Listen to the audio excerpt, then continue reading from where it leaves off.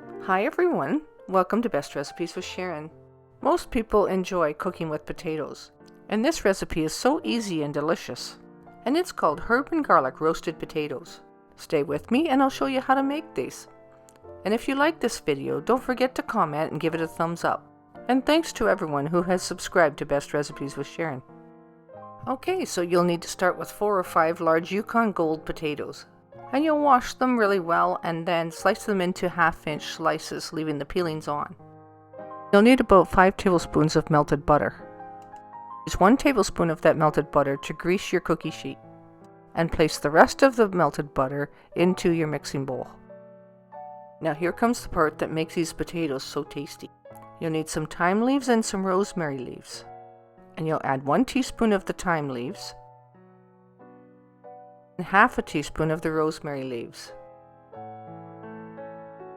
Add 1 teaspoon of salt, maybe not quite a full teaspoon, and 1/2 teaspoon of black pepper. Of course, you have a large enough bowl that you can dump all your potatoes in there and mix this all together until it's really nicely coated. Wash your hands before starting and get your hands right in there to mix this. I just find it a lot easier to do that and they get better coated than trying to use a large spoon to stir it with.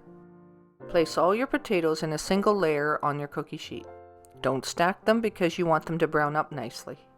And you can see how the butter and herbs are sticking to each one. And whatever is left over, you just pour on top of each of them and try to spread it out as evenly as you can. If there's a little overlap, that's one thing, but try to avoid it as much as possible. And place these in a 475-degree oven, so your oven is very hot, and your rack will be one above the middle. Set your timer for 15 minutes. Remove your potatoes from the oven, and using a fork, flip each one of them over. Then place it back in the oven for another 15 minutes. Remove them from the oven again and turn them over once more. They're starting to brown up nicely, but they need another 10 or 15 minutes, so I put them back in the oven. And while I'm waiting for them to brown up a little bit more, I run out to the garden and snip off a few herbs. These will be perfect for garnishing, and you can use a little dried parsley as well. Now just a little added touch. Prepare 1/4 cup of chicken broth and 1 or 2 cloves of garlic that's been finely chopped or crushed. Remove the potatoes from the oven and once again flip them over with your fork, and they're already getting nice and tender and brown. Sprinkle the garlic over the top and also the 1/4 cup of chicken broth, and make sure to coat each potato with a little bit of each.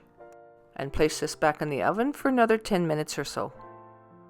And this allows the potatoes to absorb the chicken broth and the garlic to be nicely roasted. So plate this up and then add a few fresh herbs and some dried parsley, and you're ready to serve.